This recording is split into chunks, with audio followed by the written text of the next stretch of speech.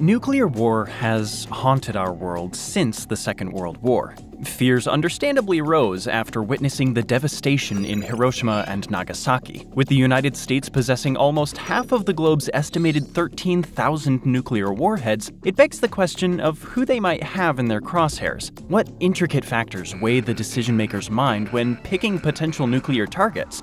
Let's explore this critical subject's historical backdrop, strategic calculations, and inevitable ethical dilemmas. Exploring these aspects gives us a more nuanced perspective on the likely targets and the reasoning behind their decisions. But before we can know who America might target, we need to first understand how America came to be in the position it's in today.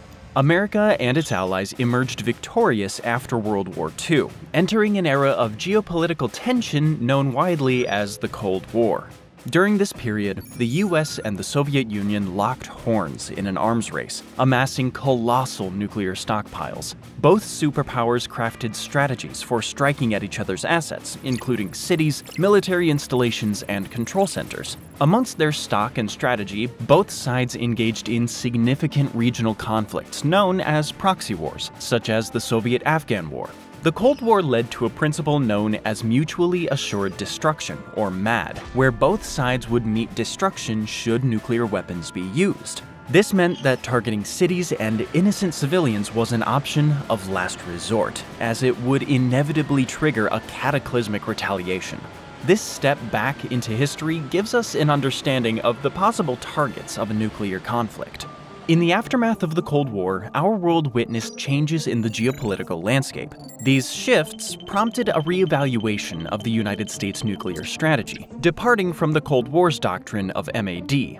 The evolution of this strategy has given rise to counterforce targeting. This shift represents a departure from the Cold War mindset and places greater emphasis on precision and adaptability. Counterforce targeting centers on an adversary's military capabilities and leadership infrastructure. It embodies a desire to minimize harm to non-combatants and innocent civilians. This approach recognizes the consequences of collateral damage and seeks to mitigate it. So, what kind of military targets would be focused on first? In nuclear targeting, one of the factors that demands consideration is the objective of rendering an adversary's military infrastructure impotent. This multifaceted military infrastructure contains critical components, ranging from heavily fortified missile silos to sprawling air bases and formidable naval docks. These installations form the backbone of an adversary's capacity to mount a counterattack in the harrowing event of a nuclear showdown. The United States, as a guardian of its security and survival, emphasizes the necessity of neutralizing these strategic assets. The overarching aim is to establish a significant deterrent against any potential adversary. By incapacitating an enemy's ability to retaliate effectively, the United States seeks to tip the precarious balance of power in its favor. It's a high-stakes endeavor that underscores the gravity and complexity of nuclear strategy, where each move carries weighty consequences in an unpredictable and scary world. And while destroying the weapons would be punch one, punch two would go for the nerve center of the entire operation. Within the intricate landscape of nuclear strategy, another critical facet is disrupting an opponent's command and control systems. This represents a pivotal consideration as it forms the nerve center of an enemy's ability to marshal a coherent response. The United States is often compelled to contemplate how to undermine the adversary's capacity to orchestrate a swift and effective retaliation. This endeavor extends beyond merely targeting military assets. By striking at these elements, the United States aims to throw a wrench into the gears of an enemy's retaliation machinery. This complex dance involves many potential targets, including communication satellites, military headquarters, and high-ranking bunkers. The objective is to introduce chaos into the enemy's ability to respond swiftly to a nuclear threat. However, this kind of action must be done with significant considerations. In the dangerous realm of nuclear conflict, minimizing collateral damage is a complex and weighty concern from both an ethical and strategic standpoint. The United States, akin to other nations armed with nuclear capabilities, finds itself grappling with a profound moral conundrum, one that hinges on the delicate equilibrium between military objectives and the unequivocal imperative to safeguard innocent lives. As the world has witnessed advancements in military technology, the United States has not remained stagnant. Innovative targeting systems and the advent of precision-guided munitions have lent newfound precision to selecting specific targets. These technological leaps have, in theory, made it possible to surgically strike military assets while minimizing the risk to civilian populations. However, this apparent precision doesn't entirely dispel the shadow of unintended consequences. The danger of collateral damage looms large, casting a long and unsettling shadow over any military operation, particularly one of nuclear proportions. It's a constant reminder of the complex moral landscape that policymakers and military leaders must navigate. It underscores the gravity of the decisions made in war rooms where lives hang in the balance. In such a realm, the pursuit of precision is not merely a technological feat, but a moral imperative, an acknowledgement of the profound responsibility of wielding the tremendous power of nuclear weaponry.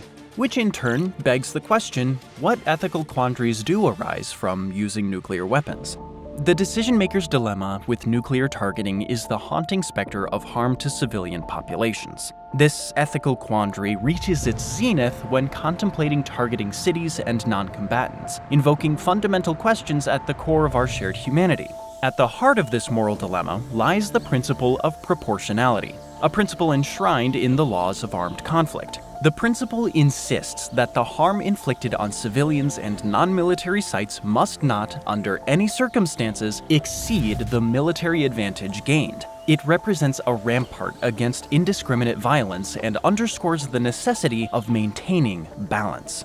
The ethical dimensions of targeting civilians, particularly in nuclear warfare, continue to ignite passionate debates and attract stern criticisms from moral philosophers, legal experts, and concerned citizens alike. The arguments range from the principle of non-combatant immunity, which suggests that civilians should never be intentionally targeted, to the harsh realities of modern warfare, where distinguishing between combatants and non-combatants can prove exceedingly challenging. The ethical dilemmas surrounding targeting civilians are far from abstract or theoretical. They hold tangible consequences for the lives of innocent individuals and communities. The sheer destructiveness of nuclear weapons amplifies these concerns, casting an even darker shadow on the moral landscape. But civilians aren't the only thing that can be affected from a nuclear blast.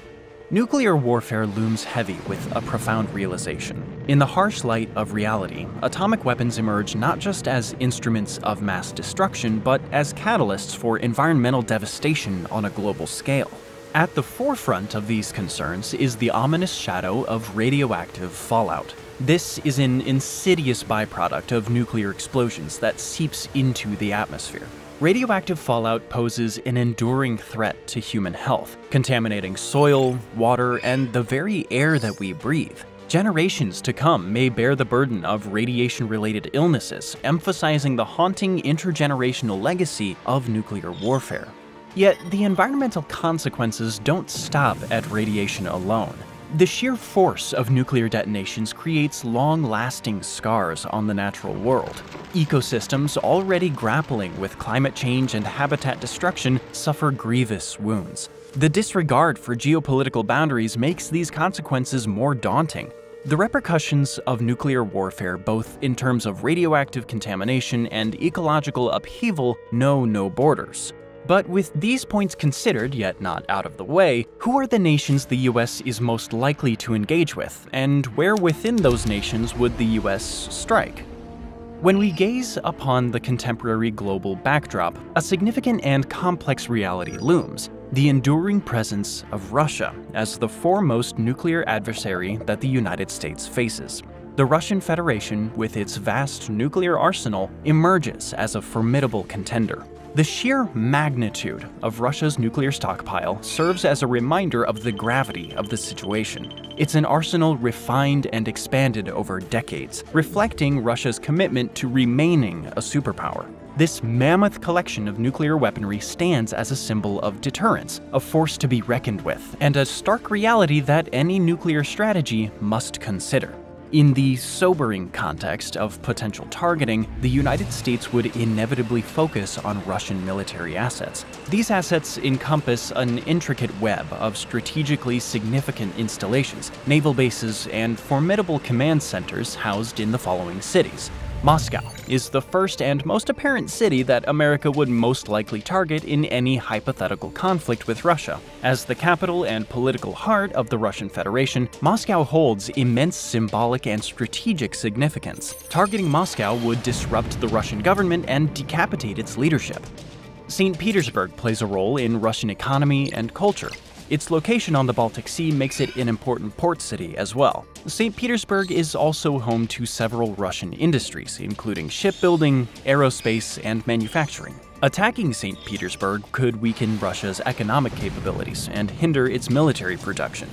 Kaliningrad holds great strategic importance due to its military installations. It's a vital outpost for Russia, allowing it to project power in the Baltic region. American targeting of Kaliningrad could severely disrupt Russian military operations in Europe.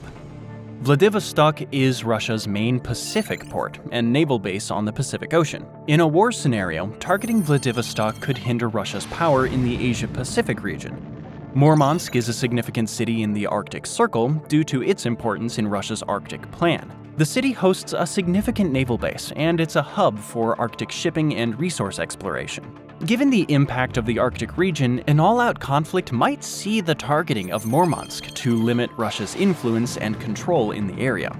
Yekaterinburg, located in the Ural Mountains, is a major industrial city. It houses necessary industries, including metallurgy, machinery production, and transportation infrastructure. Targeting Yekaterinburg could significantly disrupt Russia's industrial capacity and the country's flow of goods and resources. Which, speaking of goods and resources, let's take a closer look at one of the United States' biggest trading partners and biggest adversaries. As we navigate the shifting currents of the global geopolitical landscape, it's evident that China has emerged as a formidable and steadily rising force in nuclear capabilities. The measured growth of China's nuclear arsenal has transformed it into a significant player on the international stage, challenging the established order and reshaping global security dynamics. Within this intricate web of strategic thought, targeting decisions emerge. The primary focus would invariably gravitate towards major Chinese cities with strategic value. As China's capital, Beijing is a political and economic center and a strategic military hub. It holds the headquarters of the People's Liberation Army, or the PLA, and the Central Military Commission. This makes it a supervisory center for the country's defense and security. Shanghai is a major port city with critical naval facilities and shipyards, making it strategically important for the Chinese Navy. In southern China, Guangzhou is a naval and maritime hub, home to the South Sea Fleet of the PLA Navy. It plays a key role in China's maritime strategy in the South China Sea.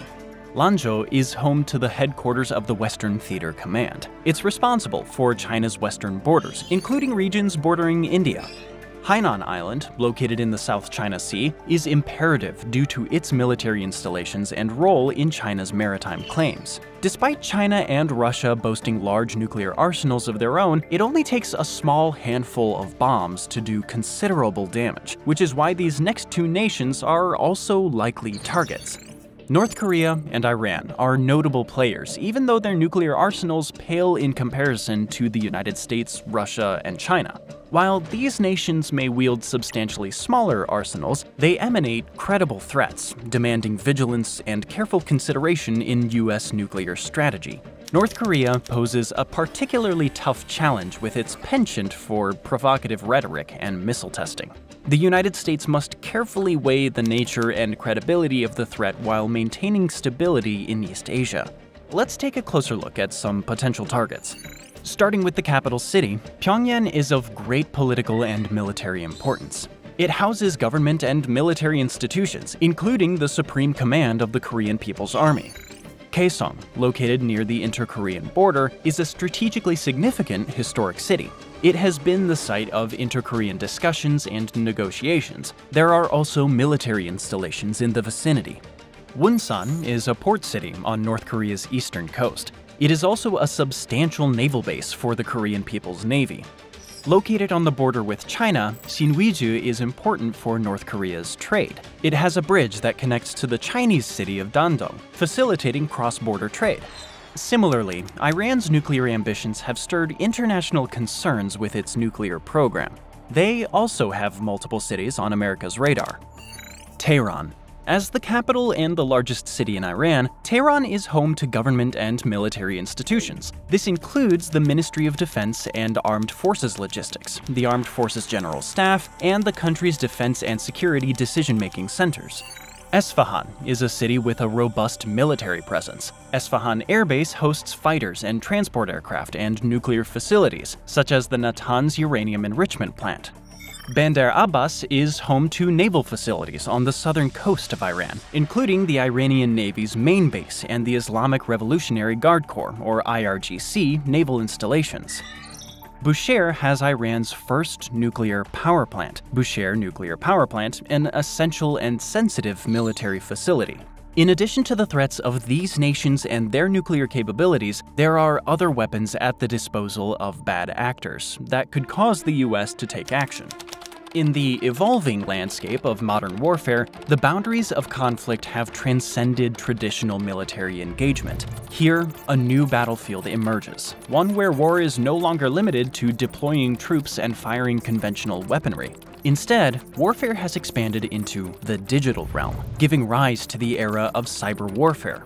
Within this transformed paradigm, the United States, like other nations, confronts the challenge of integrating these evolving capabilities into its overarching strategic framework and targeting decisions. Cyber warfare has emerged as a potent tool in the modern arsenal. Precision-guided conventional weaponry, on the other hand, offers the precision and flexibility needed to target military assets with minimal collateral damage. Incorporating these capabilities into the strategic calculus becomes imperative, reflecting the dynamic nature of contemporary warfare. Decision-makers must grapple with multifaceted considerations, including developing cyber defenses to protect national assets, the ethical implications of cyber operations, and the intricate interplay between cyber and kinetic processes. The United States finds itself at the nexus of these complex issues, navigating the integration of cyber warfare and precision-guided conventional weaponry into its strategic toolkit. It reflects the transformative nature of conflict in the modern era, where nations must adapt and innovate to safeguard their interests while adhering to the ethical principles underpinning the laws of armed conflict. In this multifaceted landscape, strategic foresight and adaptability remain paramount as the world grapples with the ever-evolving face of warfare. So, with so many forms of fighting available, how can nations be stopped from starting the apocalypse? In the intricate landscape of international security, arms control agreements stand as beacons of diplomacy and cooperation. A prominent example is the New START Treaty, which represents the collective efforts of nations. The treaty promotes global stability to mitigate the risks associated with nuclear arsenals. The primary goal of such agreements is to place caps on the number of deployed nuclear weapons and to foster transparency among the world's nuclear-armed states. At their core, arms control agreements reflect a shared recognition that unchecked proliferation of nuclear weapons poses an existential threat to humanity. By limiting the size and deployment of nuclear arsenals, these agreements contribute significantly to reshaping targeting choices in the nuclear realm. The constraints they introduce encourage a shift from massed firepower to more selective and discriminating targeting, emphasizing the importance of precision and minimizing collateral damage. Moreover, arms control agreements introduce a critical dimension of predictability into the strategic calculus. Transparency measures such as data exchanges and on-site inspections enable nuclear-armed states to gain insights into each other's capabilities and intentions. This transparency reduces misunderstandings, miscalculations, and potential unintentional escalation during crises. As a result, targeting strategies are informed by a more comprehensive understanding of the adversary's capabilities, reducing the risk of unintended conflict. In this context, the concept of deterrence takes center stage. Deterrence, where the mere threat of nuclear retaliation dissuades potential adversaries from taking hostile actions, remains a significant driver in shaping targeting strategies. Arms control agreements complemented deterrence by establishing the rules of the game, setting limits on the escalation ladder, and providing a framework for crisis management. By doing so, they bolster the credibility of nuclear deterrence while constraining the scenarios in which it may be employed. Arms control agreements represent a pivotal element of global security, exerting a profound influence on the targeting choices made by nuclear-armed states. They underscore the shared responsibility of nations to mitigate the catastrophic risks associated with nuclear weapons and promote stability in an uncertain world. In this delicate balance between disarmament, transparency, and deterrence, the world seeks to chart a course forward, a future where the threat of nuclear conflict is diminished and the imperative to safeguard humanity ultimately prevails. The question of whom the United States might target in a nuclear war is a multifaceted dilemma, one that's woven into the fabric of history, strategic considerations, ethics, and the constantly shifting global landscape. While military installations and command hubs would likely hog the limelight, the moral imperative of minimizing collateral damage and sparing civilian lives remains a formidable challenge. In a world interconnected as never before, the repercussions of nuclear warfare transcend borders, affecting not only combatants, but innocent civilians and even the planet itself. Therefore, policymakers and citizens alike must engage in thoughtful discussions on the ethics and strategic ramifications of nuclear targeting. Ultimately, the overarching aim should be to avert the use of nuclear weapons altogether, aware of the catastrophic consequences they entail for humanity and our fragile planet. Thanks for watching, and take care.